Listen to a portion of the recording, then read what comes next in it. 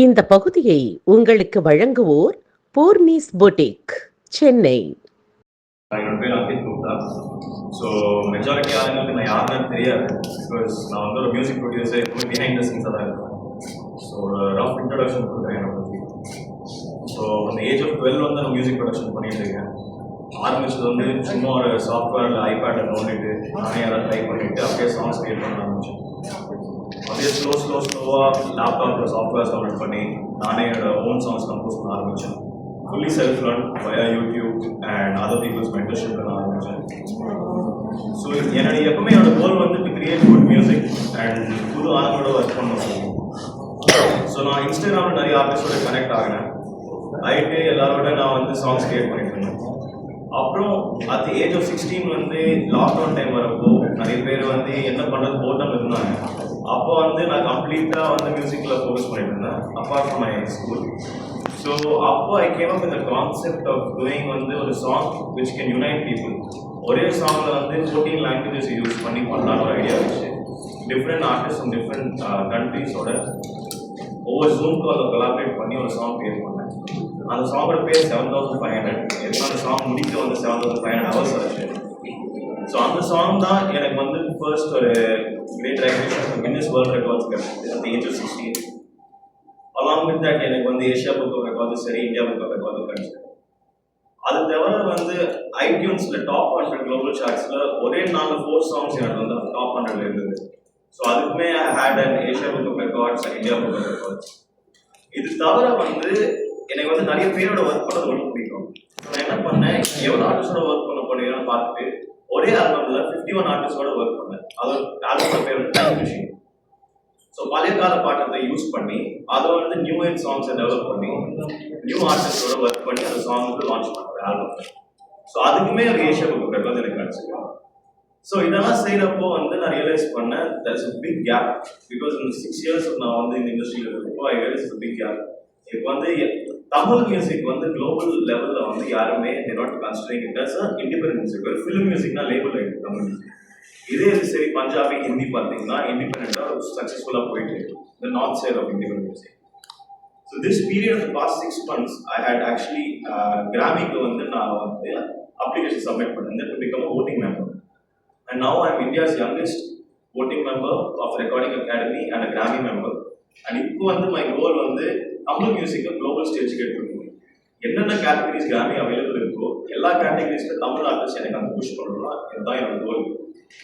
So Tamil வந்து global ஸ்டேஜுக்கு போயிட்டு apart from Tamil artist qualities with Grammy, Tamil music Tamil language Grammy வாங்கணும்னா அதான் எனக்கு வேணும். Not necessarily my own music, ஆனால் நான் வந்து சில ஆர்டிஸ்ட் ரெக்கமெண்ட் பண்ணி அவங்க கூட செய்யணும்னா அதான் என்னோட விஷயம். ஸோ இப்போ இந்த பட்டம் having Grammy member and being recording academy voting member, என்னோட கோல் வந்து to work with new artist. ஏன்னா அங்கே வந்து எவ்வளோ பெரிய ஆர்டிஸ்ட்லாம் பார்க்க மாட்டாங்க, என்ன டேலண்ட் இதெல்லாம் பார்ப்பாங்க. ஸோ அந்த ஒரு ஆர்டிஸ்ட்டை இப்போ நான் ஸ்கவுட் பண்ணிட்டு இருக்கேன். என் கோல் வந்து ஒரு வருஷத்துல 5 புது ஆர்டிஸ்ட்டை கண்டுபிடிச்சி அவங்களோட சாங்ஸ் கிரியேட் பண்ணணும். அந்த ஆர்டிஸ்ட் கிட்ட ஒரு பாட்டு கூட இருக்க தேவையில்லை, ஒரு சாங் ரிலீஸ் பண்ணிருக்கலாம். சப் டைம் அவங்களோட டேலண்ட் வச்சு நான் கம்ப்ளீட்டாக மென்டர் பண்ணி அவங்க மேக் சாங்ஸ் வித் ஆர்டிஸ்ட். இப்போ என்கிட்ட ஸ்டுடியோ இருக்கு, I have a team, I have engineers, whatever is required for a good song என்கிட்ட இருக்கு. இன்னி I'm not chasing numbers, I'm just chasing achievements for the global identity of Tamil song. அதான் என்னோட goal at this point. Thank you.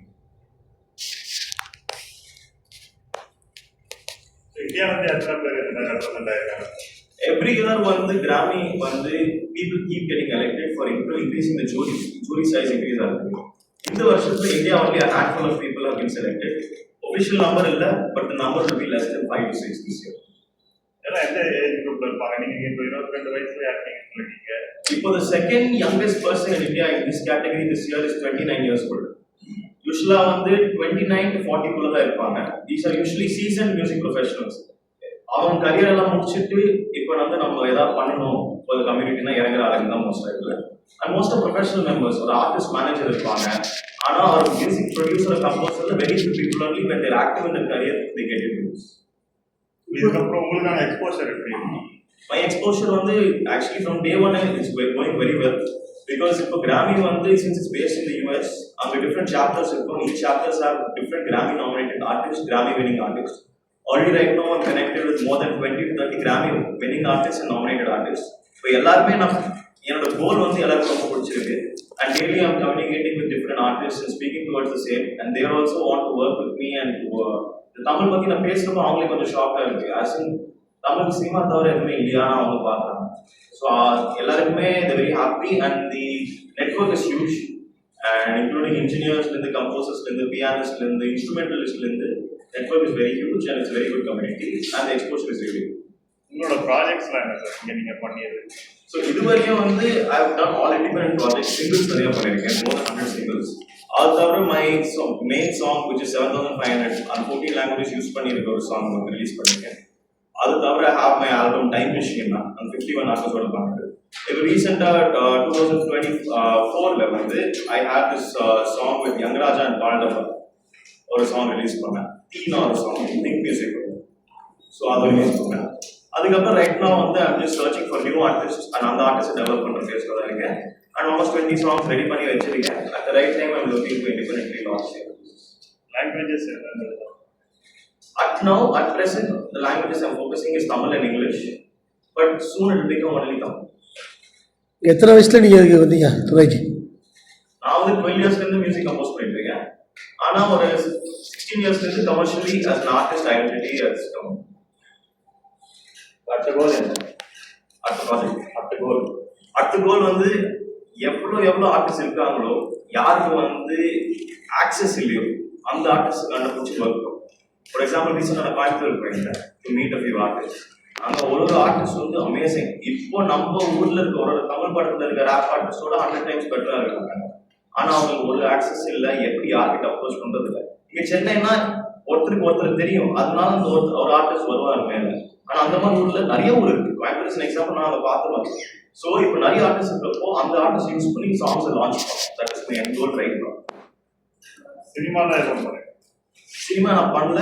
I'm constantly listening to scripts. இப்போ வந்து sonically எனக்கு identity build ஆகணும். Because நிறைய ஸ்கிரிப்ட்ஸ் வந்து பாட்டாக தான் இருக்கு. ஆனால் அந்த my power of making music is not suitable for those films yet. So I'm waiting for the right script to jump in. அது வர ஐடியா இருக்குங்களா நீங்கள்? Definitely 100% idea. சார் இங்கே டிராஃபிக் போயிருக்கீங்க.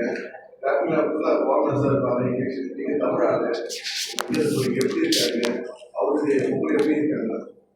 கிராமி வந்து நீங்கள் சொல்ல 100% கரெக்ட். மெஜாரிட்டி ஃபாரின் பீப்புள் இந்தியாவில் வந்து ரொம்ப கம்மியாக இருக்காங்க. ஆனால் கிராமிஸ் வந்து இந்தியாவுக்கு ஒரு சாஃப்ட் ஸ்பாட். எதுவுமே எப்பவுமே Indians always want the different categories of Grammy awards. New age album like the best ஸ்கோர்லேருந்து India always want awards in Grammy. So அவங்க any new Indian which comes there always happy with encouraging the artist. And especially அவங்களுக்கு புரியுது எதுனா மியூசிக்னா நம்ம ஊர் தான் number one, not necessarily commercial movies. Instrument wise அந்த பழைய கால வைப்ஸ்லேருந்து நம்மளுக்கு தான் மியூசிக்னா இந்தியாவில் தான் லேபிள் ஆயிருக்கு. So any Indian they're always happy to welcome because அவங்களுக்கு வந்து என்ன புதுசாக வருதுன்னு லுக்கிங் ஃபார்வர்ட். கிராமி ஆஸ்கர்லாம் பார்த்தீங்கன்னா தமிழ் ஃபாரின் லாங்குவேஜ் கரெக்ட். அது அப்படி இருக்கு. They are not looking at it as unique events because already we had Tamil artists in different languages work in both the Oscars and Grammys. So they're looking forward for more music coming. Every நம்ம சைடுல வந்து அங்க போயிருக்கு, ஆனா வேற லாங்குவேஜ்ல போயிருக்கு. They're always looking forward. Super, very nice. And looking forward to what's happening. The majority people are messaging me. Sir Tamil அதான் கொண்டு போகணும் அப்படிங்கிறது ஒரு கோல்னு சொல்றீங்க. இந்த மாதிரியான மியூசிக் இண்டிவிஜுவல்ஸ் வந்து நிறைய பேர் வந்திருக்காங்க. தமிழை வந்து ஸ்டேஜ் குளோபல் ஸ்டேஜுக்கு எடுத்து போகணும் நிறைய பேர் வந்திருக்காங்க. அவங்களுடைய முயற்சி நியாயமானதா ஒரு இதாக இருந்தால் கூட அவங்களுடைய இன்கன்சிஸ்டன்சி அல்லது வந்து வரவேற்பு கம்மியால் அந்த ஒரு நோக்கம் வந்து தேங்கி. எக்ஸாம்பிளாக பார்த்தீங்கன்னா சந்தோஷ் நாராயணன் வந்து ரூரல் திருநெல்வேலி அந்த ஏரியாக்களில் உள்ள டேலண்ட்ஸ் எல்லாம் வெளியே கொண்டு வந்து ப்ராஜெக்ட் பண்ணிட்டு இருக்காரு. ஏஆர் ரஹ்மான் வந்து கர்நாடிக் மியூசிக்கை என்கரேஜ் பண்ணுற மாதிரி பண்ணிட்டு இருக்காரு. ஸோ இப்போ இவங்க ரெண்டு பேருமே தமிழ் கலாச்சாரத்தை மேலே எடுத்துட்டு போகணும்னு நினைக்கிறாங்க. இவங்ககிட்ட ஒரு செட் ஆஃப் பிளான்ஸ் இருக்கு. உங்ககிட்ட என்ன plan? I started initially as a hip hop music producer. So hip hop is a category which no one has touched yet. At the same time, both Santosh Narayan sir and A.R. Rahman sir always encouraged rural artists and classical artists, and they used them in their films. And Santosh Narayan sir has recently started a venture called Racketeer, where he used to bring in new artists. And Rahman sir was also part of an independent movement called Maja, where he wanted to bring in different artists. They've always been inclined. But the thing is, when both of them are always busy with multiple things. Atman sir is not only doing music, he's doing films, he's doing multiple different things in terms of creating studios, sound spaces, and he's been doing musicals. When an artist like them who is wishing very well, many people are not able to succeed is what personally I feel is there are too many focuses. And what they have in heart is very real. That is, Tamil வந்து மேல எடுத்துட்டு போனா சரியான ரியலான emotion அவங்களுக்கு. And when they're very held up with different things, it is very tough for them to focus on this or that. எப்படி ஏன்னா pure focus அதுதான். I'm not chasing numbers, I'm not chasing anything. நான் chase பண்றது ஒரே ஒன்று தான், குளோபலுக்கு தமிழ் எடுத்துட்டு போகணும் அவ்வளவுதான். ஸோ எனக்கு வந்து ஒரே ஒரு கோல் தான் இருக்கு and ஒரே ஒரு ஒர்க் தான் இருக்கு at this point, which is to do this. So I feel it will be much more easier for me to streamline and do this. நீ சினிமாவுக்கு வரணும்னு சொல்றீங்க சார், முன்னாடி வந்து கமர்ஷியலாக சக்ஸஸ் ஆகும், அப்படி இருந்தால் தான் அந்த சினிமா ஒரு வெற்றி அப்படிங்கிற ஒரு இப்பவும் அந்த தாட் ஆகும். ஆனாலும் இப்போ நிறைய சின்ன பட்ஜெட் படங்கள் செஞ்சு அந்த படங்களை வந்து குளோபல் ஸ்டேஜுக்கு எடுத்துட்டு போய் அந்த ரெவன்யூவை ரீஜெனரேட் பண்றாங்க. அந்த மாதிரி உங்களுடைய ப்ராஜெக்ட்ல இந்த இதை வச்சு ஏதாவது, அதாவது ரெவன்யூவா, ஏன்னா நீங்க நம்பர்ஸ் முக்கியம் இல்லைன்னு சொன்னா கூட நம்பர்ஸ் இஸ் த மேட்டர், கண்டிப்பா அது ஒரு பெரிய விஷயம். ஸோ அதுக்கு நீங்க என்ன பிளான் வச்சிருக்கீங்க? இது மூலியமா அந்த ரெவன்யூ ஜென்ரேஷனுக்கு நீங்க இப்ப நிறைய பேர் உங்களை மாதிரி வரணும்னு நினைப்பாங்க, தமிழை கொண்டு போகணும்னு நினைப்பாங்க, பட் ரெவன்யூ இருக்காது. உங்களோட எக்ஸ்போஷர்ல அதுக்கு என்ன பண்ணுது? Compulsory, the finances are necessary for whatever it is. And once again, when I'm speaking about numbers, I'm based on the stream connected. If you want the usual people talk about million streams, 10 million streams, billion streams. Now, based on the 1000 streams itself, we can start. Revenue is necessary, and the right medium of revenue. If let me just question, I'll come back. I'll just answer something now. If streaming platforms, India-wise, you see, you have Spotify, Apple Music, JioSaavn. Usually, you use for the streaming platform. Either the US, the Tidal, another software, and many other different software, Deezer. So, the streaming revenue, India, 10,000 streams go on a song. Higher streaming, you'll be earning that money over there globally. Globally, you earn more than locally. So, the numbers are not chasing, but at the same time, revenue is important. If an artist labels will be ready to go outright deal with the artist. Because numbers level, ஆனால் அந்த song ஒரு கிரேசியாக இருக்கும், அந்த label கேட்பாங்க எனக்கு ரொம்ப பிடிச்சிருக்குப்பா, நான் வாங்கிக்கிறேன் பாட்டு, எதாவது மூவிக்கு யூஸ் பண்ணிட்டேன். பிகாஸ் ரைட் நோ மூவிஸ் வந்து இப்போ அசல் படம் ஜட்டாலே உங்களுக்கு வந்து லாரன்ஸ் ஒரு படத்தில் ஒன்று வந்துச்சு. இப்போ கெலித்தியோட வெற்றி வேலஸ் கொண்டு கம்மன் இப்போ நிறைய மூவிஸ் வந்துட்டு இருக்கு. ஒரு மூவிஸ்ல independent songs getting plugged in. Not necessarily the song has to be released, but the label can already do an outright purchase where you can get the revenue. So the numbers I'm talking about is not the streaming numbers, but the numbers which you get in money is necessary. One more question. இப்போ வந்து மரபு sir கலைஞர்கள் நிறைய வந்து நலிஞ்சு போயிட்டு இருக்காங்க. Rural ஏரியாவில் வில்லுப்பாட்டு பாடுறவங்க இப்போ டிஜிட்டல் பிளாட்ஃபார்மில் பார்த்து ஒரு சில பேர் பிக் பண்ணி வராங்க. பட் ரியல் டேலண்ட்ஸ் வந்து அவங்களுக்கு இந்த டிஜிட்டல் மார்க்கெட்டிங் கூட தெரியாம அந்த டேலண்ட் அப்படி தரும்போது அடுத்த தலைமுறைக்கும் அது கடந்து போகாம போகுது. இந்த மாதிரியான மரபு சார்ந்த கலைஞர்களுக்கு ஏதாவது நீங்க பண்ணணும்னு நினைக்கிறீங்களா? அந்த டேலண்ட்ஸை எப்படி ஐடென்டிஃபை பண்ண போறீங்க? The question really great because what I'm coming up with next is the same. But right now, at the on the 17th year of the Grammys, they're introducing a new category, Best Traditional Folk Album. In a song category. Even also that category has been very diminished.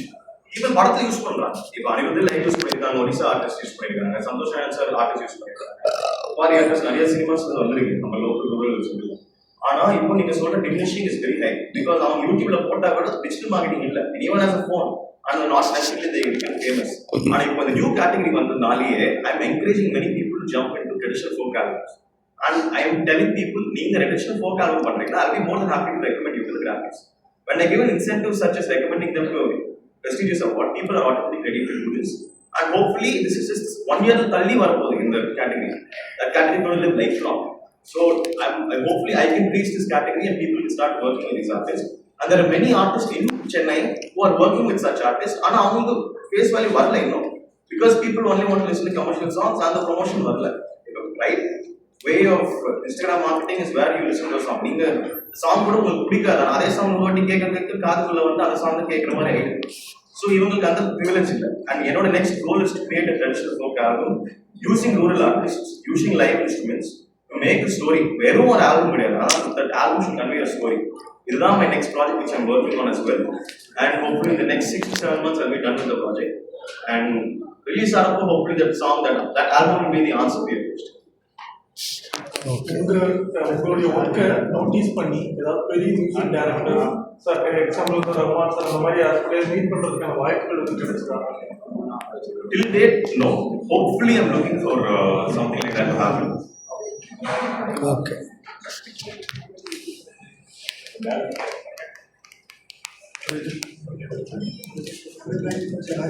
இந்த பகுதியை உங்களுக்கு வழங்கியோர் Sai Shankara acute care, law of attraction, Chennai Valasaravakkam.